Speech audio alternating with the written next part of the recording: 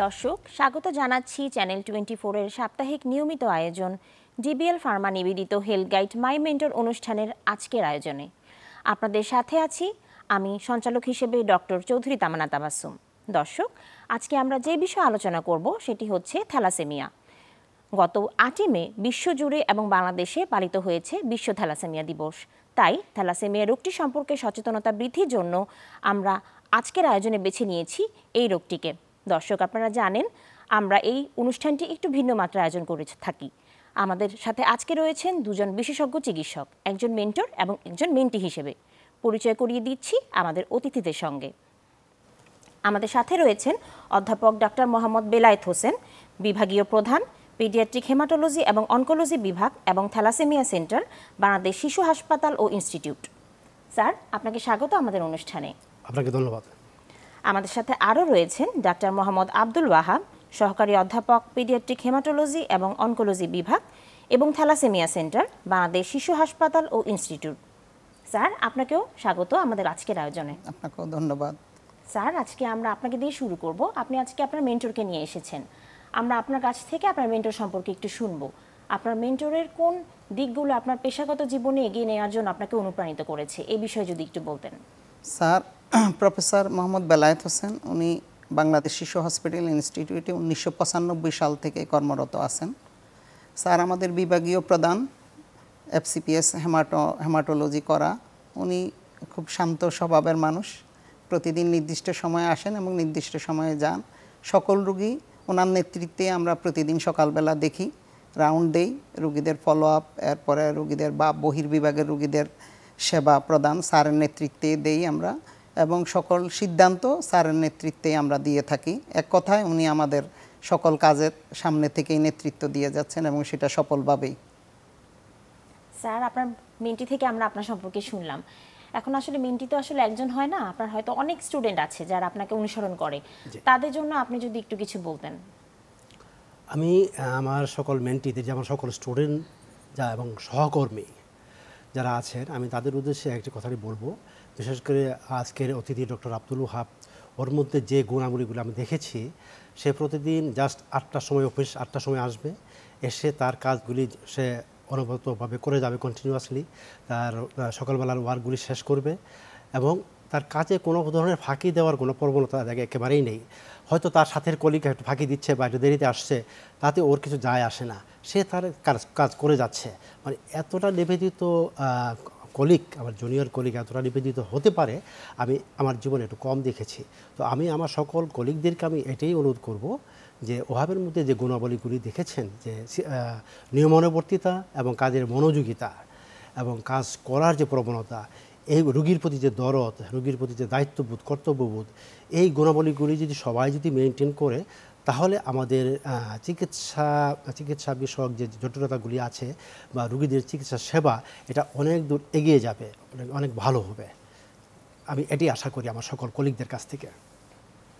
তাহলে আজকে আমরা মূল বিষয়ে চলে যাই। আমরা আজকে থ্যালাসেমিয়া বিষয়ে কথা বলবো। এই 8ই মে বিশ্বে জুড়ে এবং বাংলাদেশেও কিন্তু থ্যালাসেমিয়া দিবসটি পালিত হয়েছে। থ্যালাসেমিয়া যেহেতু বিয়ের আগের স্ক্রিনিং এগুলোর মাধ্যমে প্রতিরোধযোগ্য, তাই আসলে সচেতনতার কোনো বিকল্প নেই। স্যার, প্রথমে আপনার কাছে জানতে চাবো থ্যালাসেমিয়া রোগটি কী এবং এর প্রকারভেদগুলো নিয়ে যদি একটু বলতেন। জি, ধন্যবাদ আপনাকে। থ্যালাসেমিয়া চ্যাপ্টারটি একটি অত্যন্ত গুরুত্বপূর্ণ রোগ এটা বর্তমান বাংলাদেশে, কারণ এটা একটা সোশ্যাল প্রবলেম সৃষ্টি করতে যাচ্ছে। সোশ্যাল প্রবলেম, ফ্যামিলি প্রবলেম এবং জাতীয় একটা প্রবলেম হিসাবে এটাকে চিহ্নিত করা হচ্ছে। থ্যালাসেমিয়া রোগটি হলো, এটি একটি জন্মগত রক্ত রোগ এক কথায় বলতে গেলে। রক্তের মধ্যে লোহিত কণিকা আছে, লোহিত কণিকায় হিমোগ্লোবিন নামক যে রঞ্জক পদার্থ থাকে, যার জন্য আমাদের রক্তের রং লাল হয় এবং আমাদের শরীরটাও একটু লাল হয়। তো এই হিমোগ্লোবিনটি ত্রুটিপূর্ণভাবে তৈরি হয়, কম তৈরি হয় এবং ত্রুটিপূর্ণভাবে তৈরি হয়, যার ফলে হিমোগ্লোবিনের পরিমাণ, অর্থাৎ সাধারণ ভাষায় বলতে গেলে রক্তের পরিমাণ কমে যায়। রক্তের পরিমাণ কমে যাওয়ার পাশাপাশি রোগীর দেহে কিছু আনুষঙ্গিক লক্ষণ দেখা যায়। দুর্বলতা, ক্ষুধামন্দা, অস্থিরতা, জ্বর ভাব এগুলি থাকে, শক্তি পাওয়া যায় না কাজে। এবং এর পাশাপাশি যদি যথাসময়ে প্রয়োজনীয় চিকিৎসা শুরু না হয়, তাহলে তার আরও কিছু লক্ষণাদি ফুটে উঠবে, যেটা আমরা পরবর্তী পর্যায়ে আলোচনা করব। এখন তাহলে মূল বিষয় হলো থ্যালাসেমিয়া একটি রক্তরোগ এবং এটি জন্মগতভাবেই মা এবং বাবা উভয়ই এই রোগটার বহনকারী থাকে এবং তাদের কাছ থেকে সাধারণত রোগটি সন্তানের কাছে পরিসঞ্চালিত হয়। তখন ওই দুজনের কাছ থেকে ওই জার্মটি জেনেটিক ইনফরমেশনটি পাওয়ার পরেই সে থ্যালাসেমিয়া রোগী হয়ে বাচ্চাটি ভূমিষ্ঠ হয় পৃথিবীতে। তো আমাদের দেশে থ্যালাসেমিয়া প্রধানত প্র্যাকটিক্যালি দুই প্রকার। এর মধ্যে একটি হলো থ্যালাসেমিয়া মেজর, যেটা কিনা 2 মাস 3 মাস বয়স থেকেই তার রক্তশূন্যতা পরিলক্ষিত হয়। আরেকটি হলো হিমোগ্লোবিন ই বিটা থ্যালাসেমিয়া, যেটা আমাদের দেশে এর প্রকোপটা বেশি। 75% রোগী হলো ই বিটা থ্যালাসেমিয়া, 25% রোগী হলো বিটা থ্যালাসেমিয়া মেজর। ই বিটা থ্যালাসেমিয়া যারা আছে এদের মধ্যেও আবার তীব্রতা অনুযায়ী 3 রকম হতে পারে, হালকা, মাঝারি এবং মারাত্মক হতে পারে। আর এক প্রকার থ্যালাসেমিয়া আছে, ওকে আমরা থ্যালাসেমিয়া রোগ বলি না, সেটা হলো থ্যালাসেমিয়া বহনকারী বা থ্যালাসেমিয়া ট্রেট বা কেরিয়ার বলি আমরা, অথবা মাইনর বলে থাকি। এটা কিন্তু কোনো ডিজিজ না, জাস্ট এটা বহনকারী, অর্থাৎ একটা ত্রুটিপূর্ণ একটা জেনেটিক ইনফরমেশন ওই ব্যক্তি তার জিন লেভেলে ক্যারি করছে, বহন করছে। এর জন্য তার কোনো শারীরিক সমস্যা হবে না, তার কোনো ট্রিটমেন্টও প্রয়োজন হবে না, সে এটা বহন করছে। এর গুরুত্বটা হলো যে এটা যখন সে তার পারিবারিক জীবন শুরু করবে, সে যখন বিয়ে করবে এবং তার মতো যদি তার ওয়াইফও যদি এরকম বহনকারী হয়, তখন তাদের সন্তানেরাই রোগী হয়ে জন্মগ্রহণ করতে পারে। এর গুরুত্ব এখানেই। থ্যালাসেমিয়ার বাহকদের যদিও তেমন কোনো সিমটমস বা লাইফস্টাইলে তেমন কোনো সমস্যা হবে না, কিন্তু তারপরে এটা ডিটেকশনটা জরুরি। ডিটেকশন জরুরি ওই জন্যই যে হাজব্যান্ড এবং ওয়াইফ উভয়ই যদি বহনকারী হয়, তখন তাদের তার ওয়াইফ যে প্রেগনেন্ট হবে, প্রতি প্রেগনেন্সিতে 25% পসিবিলিটি হবে আগত বাচ্চাটি রোগী হয়ে জন্মগ্রহণ করার। তো একজন রোগী হয়ে জন্মগ্রহণ করলে সে কিন্তু লাইফ লং, মানে সারা জীবনের জন্য সে রোগী, সারা জীবন তাকে নিয়ে চিকিৎসার মধ্যে রাখতে হবে। এই জন্যই গুরুত্বপূর্ণ এই বহনকারী। এবং আমাদের দেশে WHO একটা পরিসংখ্যান আছে আগের, আনুমানিক 7% লোকের মধ্যে এই ক্যারিয়ার, কিন্তু বর্তমানে আমরা বিভিন্ন রকম ছোটোখাটো স্টাডি করে দেখেছি এই পার্সেন্টেজ আরও বেড়ে যাচ্ছে। 10%, কেউ বলে 12% লোক হলো ক্যারিয়ার, অর্থাৎ 17 কোটি মানুষের প্রায় 1,80,00,000 লোক এই ক্যারিয়ার। আচ্ছা, এখন স্যার আমি ডাক্তার মোহাম্মদ আব্দুল ওহাব আপনার কাছ থেকে একটু জানতে চাবো যে স্যার তো বললেন যে দুজন বাহক, যদি বাবা মা দুজনই বাহক হয় সেক্ষেত্রে থ্যালাসেমিয়ার একটি হয়। এক্ষেত্রে কি প্রত্যেকটা শিশুরই থ্যালাসেমিয়া হবার চান্স আছে, নাকি কেউ ভালোভাবেও জন্মগ্রহণ করতে পারে? এই বিষয়টি নিয়ে যদি একটু বলতেন। মা বাবা দুইজন বাহক যদি না হয়, তাহলে তাদের সন্তান থ্যালাসেমিয়া আক্রান্ত হওয়ার কোনো সম্ভাবনা থাকে না। দুইজন বাহকের বিয়ে হওয়ার পরে প্রত্যেকটা প্রেগনেন্সিতে মা যখন গর্ভে সন্তান ধারণ করবে, প্রত্যেকবারই মায়ের 25% সম্ভাবনা থাকবে তাদের আগত সন্তান থ্যালাসেমিয়া হওয়ার, 25% সম্ভাবনা থাকবে বা স্বাভাবিক হওয়ার, এবং 50% সম্ভাবনা থাকবে মা এবং বাবার মতো বাহক হওয়ার। এবং এটা আমরা প্রাথমিকভাবেই প্রেগনেন্সির 12 সপ্তাহের মধ্যে এটা আমরা ধরতে পারি। পরীক্ষা, অ্যান্টিনেটাল যে চেক আপ আছে, চেক আপ আমরা কোরিনিক বিলাস স্যাম্পলিং আছে, আরেকটা পরীক্ষা আছে এমনিওটিক ফ্লুইড, আবার 18-20 সপ্তাহে ফিটাল ব্লাড। এই পরীক্ষার মাধ্যমে আমাদের হসপিটালেই, ঢাকা শিশু হসপিটাল, বাংলাদেশ শিশু হসপিটাল থ্যালাসেমিয়া সেন্টারে ডিএনএ ল্যাবে আমরা এই পরীক্ষার মাধ্যমে মায়ের গর্ভের সন্তানের অবস্থা আমরা জানতে পারি। আচ্ছা স্যার, আমরা থ্যালাসেমিয়া সম্পর্কে প্রাথমিক কিছু ধারণাগুলো জেনে নিলাম। একটা বিরতির সময় হয়েছে, বিরতির পরে এসে আমরা থ্যালাসেমিয়ার লক্ষণ, প্রতিরোধ এবং চিকিৎসাগুলো সম্পর্কে জানব। দর্শক, একটা বিরতির সময় হয়েছে, বিরতির পরে এসে আমরা থ্যালাসেমিয়া রোগটি সম্পর্কে আরও অনেক কিছু জানব। আমাদের সাথেই থাকুন।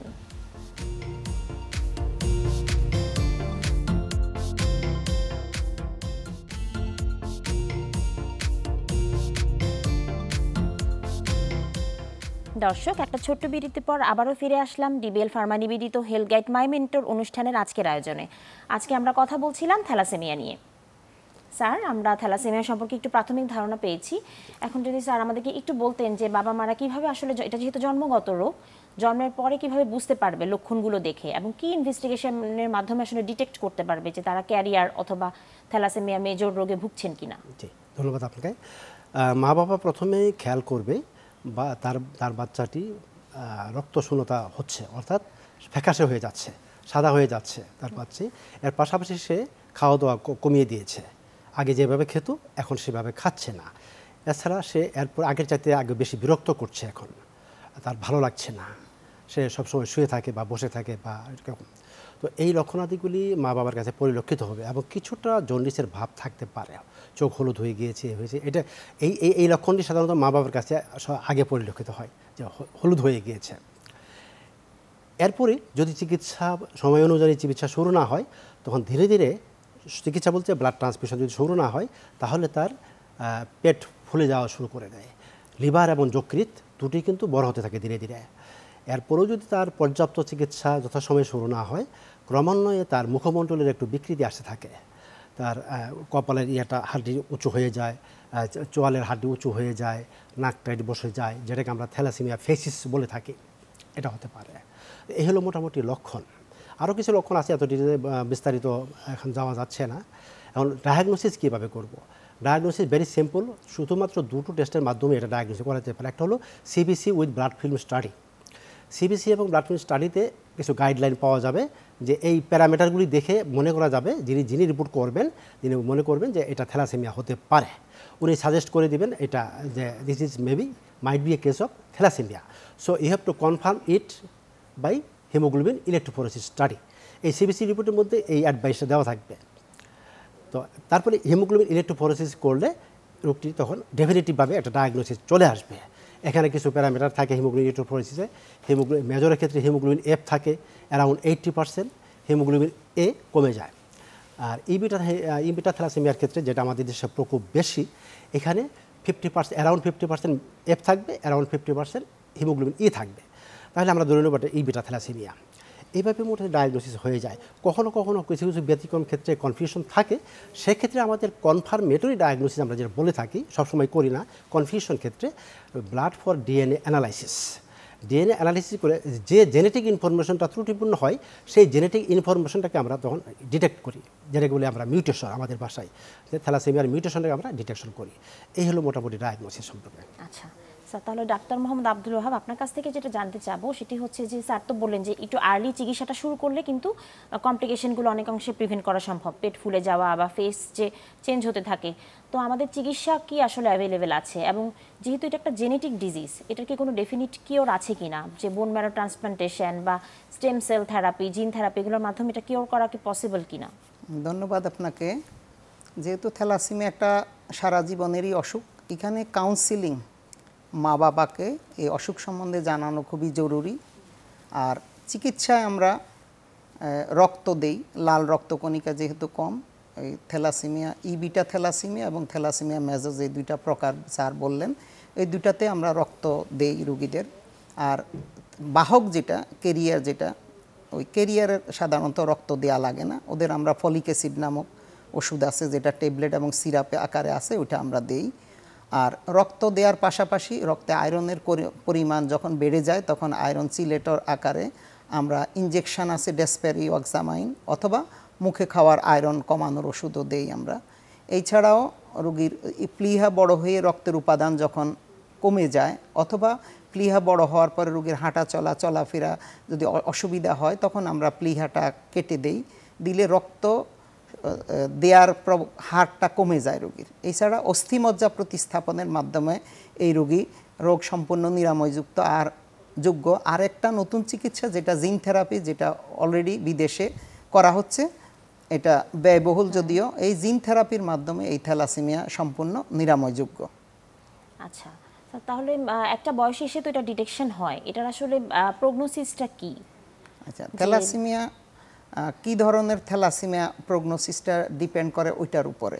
যদি আমার যেতে বাহক, যেটা বাহকের তেমন কিছু লাগে না, বাহককে শুধু আমরা বিয়ের সময় দুইজন বাহক, মা এবং বাবা, মানে ছেলে এবং মেয়ে দুইজনকে যদি বাহককে আমরা বিয়েটা না দেই, তাইলে তাদের সন্তানাদি থ্যালাসেমিয়া হওয়ার কোনো সম্ভাবনা থাকে না। আর ইবিটা থ্যালাসেমিয়াও রক্ত দেয়া লাগে, যেটা রক্ত দেওয়ার হারটা কম। আর মেজর, যেটা মেজরে রক্ত দেওয়ার হারটা বেশি লাগে রক্ত দেওয়া। আমরা একটু বেলায় স্যারের কাছে, যেহেতু সময় খুব কম আছে, আমরা একদম শেষ কোশ্চেনটা করব, যেটা খুবই গুরুত্বপূর্ণ। যে স্যার যেটা বললেন যে এটা তো প্রতিরোধযোগ্য, আসলে বাহক দুইজন, বাবা মা দুজনে যদি বাহক না হন, সেক্ষেত্রে কিন্তু থ্যালাসেমিয়া রোগটি আমরা প্রতিরোধ করতে পারি। তা আমাদের দেশে কি কোনো প্রিন্যাটাল স্ক্রিনিং এর রুটিনলি আমরা করছি কিনা, বা কিভাবে আসলে সচেতনতা বৃদ্ধি করে থ্যালাসেমিয়া রোগটা প্রতিরোধ এবং প্রিভেন্ট করা সম্ভব, এই সম্পর্কে যদি একটু বলতেন। জি, ধন্যবাদ আপনাকে। এই প্রশ্নটি আজকের জন্য আমি মনে করি সবচেয়ে বেশি গুরুত্বপূর্ণ। এই প্রশ্নে যাওয়ার আগে একটি লাইন আমি ট্রিটমেন্টের ব্যাপারে বলে আমি আসছি। তো চিকিৎসার মধ্যে ইবিটা থ্যালাসেমিয়া যাদের আছে, বিশেষ করে মিডিয়াম ক্যাটাগরিতে, সেক্ষেত্রে আমরা ব্লাড ট্রান্সফিউশনের পরিমাণটা কমাতে পারি বাই অ্যাপ্লিকেশন মেডিসিন, হাইড্রোক্সিউরিয়া এবং থ্যালিডোমাইড। এই দুটো ওষুধ দিলে তাদের আগে যে পরিমাণ ব্লাড প্রয়োজন হতো, ট্রান্সফিউশন প্রয়োজন হতো, এই ট্রান্সফিউশনের পরিমাণটা কমে আসে। হিমোগ্লোবিন লেভেল, এই হাইড্রোক্সিউরিয়া এবং থ্যালিডোমাইড তারা হিমোগ্লোবিন লেভেলটাকে একটু বাড়ায়। সো এখানে ব্লাড ট্রান্সফিউশনের প্রয়োজনটা কম হয়। এবার আসি আমরা আপনার প্রশ্নের উত্তরে। এটি একটি বার্নিং কোশ্চেন বর্তমানে আমাদের দেশের জন্য, আমি মনে করি। এই জন্যই, কারণ আমি আগেই বলেছি, শুরুতেই বলেছি, আমাদের দেশে প্রায় 10 থেকে 12% লোক থ্যালাসেমিয়ার বহনকারী। তারা তাদের জিনে এটা বহন করছে এবং প্রত্যেকে কিন্তু সম্পূর্ণভাবে সুস্থ, যে তাদের কোনো অসুবিধা হয় না, যার ফলে তারা কখনোই এই টেস্টটি করার কথা চিন্তাও করে না। কখনোই সে চিন্তা করে না যে আমি বহনকারী, বাট সে বহনকারী হতে পারে। এটাই হলো সত্যি কথা। এখন প্রশ্ন হলো যে এই বহনকারীর গুরুত্বটা হলো যে তারা শুধুমাত্র তাদের জিনটিকে তাদের পরবর্তী জেনারেশনের কাছে ট্রান্সমিট করতে পারে, সঞ্চারিত করতে পারে, যার ফলে তাদের পরবর্তী জেনারেশন, মানে তাদের বাচ্চা যারা আসবে, তাদের মধ্যে এই জিনটি গিয়ে তারা হতে পারে তার বাবার মতো বহনকারী বা মার মতো বহনকারী, অথবা মা এবং বাবা উভয়ই যদি বহনকারী হয় তখন রোগী হয়ে জন্মগ্রহণ করতে পারে। একটা হিসাব করে আমরা দেখেছি, প্রতি থ্যালাসেমিয়া রোগীর পিছনে প্রায় 6-7 হাজার থেকে 15-20 হাজার 25 হাজার টাকা পর্যন্ত খরচ হয়ে যায় ক্ষেত্রভেদে এবং রোগীভেদে প্রতি মাসে। এবং ব্লাড ট্রান্সফিউশন দেওয়ার জন্য যদি ঢাকায় আসতে হয়, হসপিটালে আসতে হয়, 2 দিন 3 দিন 4 দিন সময় ব্যয় হয়। এই 2, 3 দিন 4 দিন সময় কিন্তু তারা তাদের সংসার থেকে বা তাদের চাকরি থেকে ছুটি নিয়ে আসতে হচ্ছে, অর্থাৎ এই কয়েকদিনের জন্য তাদের ইনকাম বন্ধ থাকছে। তাহলে এখন আমরা চিন্তা করতে পারি, আমাদের দেশের আর্থসামাজিক প্রেক্ষাপটে সাধারণত দরিদ্র বা নিম্ন মধ্যবিত্ত বা মধ্যবিত্ত ফ্যামিলির প্রতি মাসে যদি এই একটা চাপ থাকে ফ্যামিলিতে, তাহলে ওই ফ্যামিলির অবস্থা খুব বিধ্বস্ত হয়ে যায় সাধারণত। এবং এটা শুধু ফ্যামিলির ওপরই চাপ পড়ে না, এই চাপটা গিয়ে পড়ে একটা সোসাইটির ওপর। তাহলে কি করণীয় হলো প্রিভেনশন। এই রোগটি প্রতিরোধ করতে হবে। প্রতিরোধ করার জন্য প্রথম পদক্ষেপ হবে সচেতনতা সৃষ্টি করা সাধারণ জনগণের মধ্যে। কারণ আজকে যারা ইয়ং জেনারেশন আছে, যারা student, college student, university student বা নতুন চাকরি করছে, ওয়ার্কিং ফোর্স, বিয়ে শাদী এখনও করেনি, তাদেরকে এই স্ক্রিনিংয়ের আওতায় নিয়ে আসতে হবে। এবং তাদেরকে বললেই তো স্ক্রিনিং করবে না, কারণ সে তো একজন 100% কম্পিটেন্ট পার্সন, সে তো শুনবেই না কথা, আমি কেন করতে যাবো, আমি তো নর্মাল আছি। বাট এখানে তাদের প্রতি আমার বক্তব্য হলো, আজকে যে বাংলাদেশে 50 থেকে 60 হাজার বা 70 হাজার রুগী আছে, এই থ্যালাসেমিয়া রুগী যারা ট্রিটমেন্ট পাচ্ছে রেগুলার লাইফ লং, এই 60 হাজার রুগীর 60 হাজার বাবা এবং 60 হাজার মা, এরাও কিন্তু আপনারা যে বয়সে ছিলেন, এই বয়সে তারাও আপনার মতোই অ্যাটিটিউড ছিল। তারা জীবনে কখনো কল্পনাও করে নাই যে সে একজন কেরিয়ার। সে জানতে পারলো কখন, যখন তাদের এই বাচ্চাটি থ্যালাসেমিয়া রোগ নিয়ে আসলো, ডাক্তার সাহেব ডায়াগনোসিস করলেন এবং অ্যাডভাইস করলেন মা বাবাকে করার জন্য। মা বাবা করলো, করার পর ডেফিনেটলি ওরা ক্যারিয়ার হিসেবে ডিটেকশন হলো। তো সেই হেতু আপনাকে ওই জিনিসটা উপলব্ধি করতে হবে, আপনাদেরকেও উপলব্ধি করতে হবে যে আমার ক্যারিয়ার আছে কিনা, আমার এটা ডায়াগনোসিস করা উচিত, এবং পরবর্তী পর্যায়ে থ্যালাসেমিয়া বেবি যাতে আমার ফ্যামিলিতে না আসে সে ব্যাপারে বিয়ের সময়ও আমাকে একটু চিন্তা করতে হবে, একটু সিলেকশনের ব্যাপারে একটু ভাবতে হবে যে আমার ফিউচার লাইফ পার্টনার যিনি হতে যাচ্ছেন উনিও কি আমার মতো বহনকারী নাকি না। বহনকারী হলে ট্রাই টু অ্যাভয়েড, আর বহনকারী না হলে বিয়েটা করতে পারে। ধন্যবাদ স্যার আপনার গুরুত্বপূর্ণ তথ্যের জন্য। আজকে দর্শকরা অনেক উপকৃত হলো। এই থ্যালাসেমিয়া রোগটি সম্পর্কে আমরা অনেকগুলো ধারণা পেয়েছি। আপনাদের দুজনকেই অনেক ধন্যবাদ আমাদের অনুষ্ঠানে সময় দিয়ে আসার জন্য এবং থ্যালাসেমিয়া রোগটি সম্পর্কে গুরুত্বপূর্ণ তথ্যগুলো দেওয়ার জন্য। আপনাকেও ধন্যবাদ। ধন্যবাদ আপনাকে, দর্শকদেরও ধন্যবাদ। জি দর্শক, আমরা অনুষ্ঠানের একদম শেষ পর্যায়ে চলে এসেছি। আজকে আমরা খুব গুরুত্বপূর্ণ একটি রোগ থ্যালাসেমিয়া সম্পর্কে জানলাম, যে রোগটি সম্পর্কে আসলে প্রতিরোধ করতে হলে সচেতনতার কোনো বিকল্প নেই। পরবর্তী পর্বে আমরা আরেকটি গুরুত্বপূর্ণ বিষয় নিয়ে দুজন বিশেষজ্ঞ চিকিৎসকের সাথে কথা বলবো। ততদিন পর্যন্ত ভালো থাকুন এবং সুস্থ থাকুন।